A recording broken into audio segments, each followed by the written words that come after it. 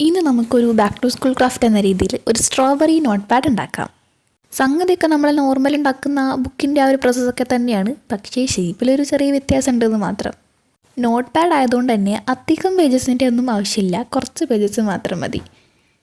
Pages പിന്നെ എവിടെ നിന്നാണ് കിട്ടിയെന്ന് ഞാൻ പറഞ്ഞു തരേണ്ട ഒരു ആവശ്യമില്ലെന്ന് എനിക്കറിയാം. അതുതന്നെ നമ്മൾ കഴിഞ്ഞ വർഷം പഠിച്ച ബുക്കിൽ നിന്ന് പറിച്ചെടുത്തത്. ഇനിയിപ്പോൾ കുറച്ച് അലങ്കാരപ്പണികളും ഒക്കെ സെറ്റായി കഴിഞ്ഞാൽ നമ്മുടെ നോട്ട് പാഡ് ഇവിടെ റെഡിയാവും. പിന്നെ ഗായ്സ്, നമുക്കിപ്പോൾ 900 സബ്സ്ക്രൈബേഴ്സ് ക്രോസ് ചെയ്തിരിക്കുകയാണ്. 1K ആവാൻ ഇനി വെറും കുറച്ച് സബ്സ്ക്രൈബേഴ്സും കൂടെ മാത്രം മതി. സോ നിങ്ങളുടെ സപ്പോർട്ട് എനിക്ക് അത്യാവശ്യമാണ്, അപ്പോൾ സപ്പോർട്ട് ചെയ്യാൻ മറക്കണ്ട കേട്ടോ.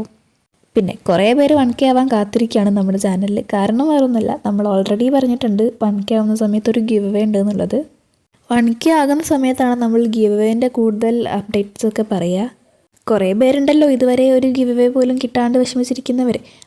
അവരൊക്കെ ഒന്ന് സബ്സ്ക്രൈബ് ചെയ്ത് കൂടെ കൂടിക്കോളി. നമ്മളിനി ഗിവ് അവേ ചെയ്യുന്ന സമയത്ത് ഒന്ന് അതിൽ പാർട്ടിസിപ്പേറ്റും കൂടി ചെയ്യാം കേട്ടോ. ചിലപ്പോൾ കിട്ടിയാലോ.